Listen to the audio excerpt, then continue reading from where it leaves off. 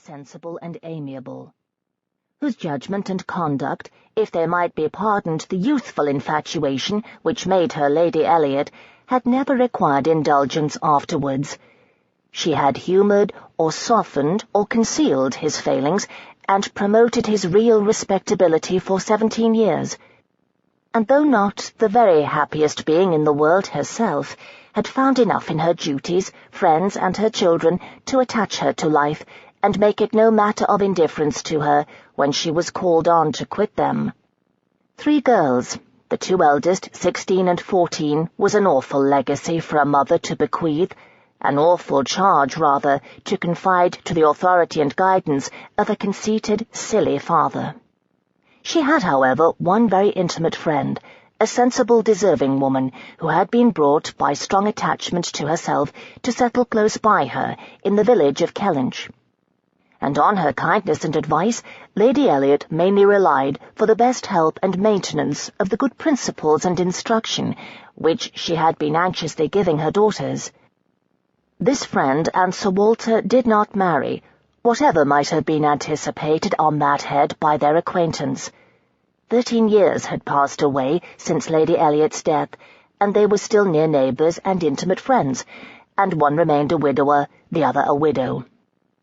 That Lady Russell, of steady age and character, and extremely well provided for, should have no thought of a second marriage needs no apology to the public, which is rather apt to be unreasonably discontented when a woman does marry again than when she does not.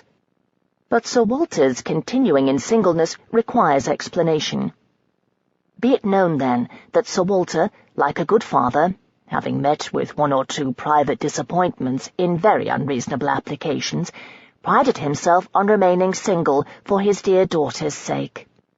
For one daughter, his eldest, he would really have given up anything, which he had not been very much tempted to do. Elizabeth had succeeded, at 16, to all that was possible of her mother's rights and consequence. And being very handsome, and very like himself, her influence had always been great, and they had gone on together most happily. His 2 other children were of very inferior value.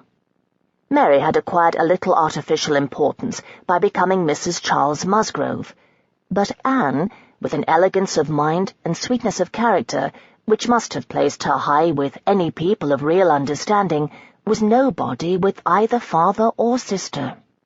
Her word had no weight, her convenience was always to give way. She was only Anne. To Lady Russell, indeed, she was a most dear and highly valued goddaughter, favourite and friend. Lady Russell loved them all, but it was only in Anne that she could fancy the mother to revive again. A few years before, Anne Elliot had been a very pretty girl, but her bloom had vanished early. And as even in its height, her father had found little to admire in her, so totally different were her delicate features and mild dark eyes from his own, there could be nothing in them, now that she was faded and thin, to excite his esteem. He had never indulged much hope, he had now none, of ever reading her name in any other page of his favourite work.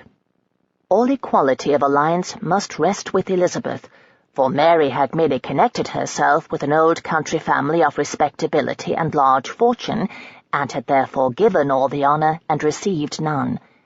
Elizabeth would, one day or other, marry suitably. It sometimes happens that a woman is handsomer at 29 than she was 10 years before. And, generally speaking, if there has been neither ill health nor anxiety, it is a time of life at which scarcely any charm is lost. It was so with Elizabeth, still the same handsome Miss Elliot that she had begun to be 13 years ago, and Sir Walter might be excused, therefore, in forgetting her age, or at least be deemed only half a fool, for thinking himself and Elizabeth as blooming as ever, amidst the wreck of the good looks of everybody else. For he could plainly see how old all the rest of his family and acquaintance were growing. Anne haggard, Mary coarse, every face in the neighbourhood worsening, and the rapid increase of the crow's foot about Lady Russell's temples had long been a distress to him. Elizabeth did not quite equal her father in personal contentment.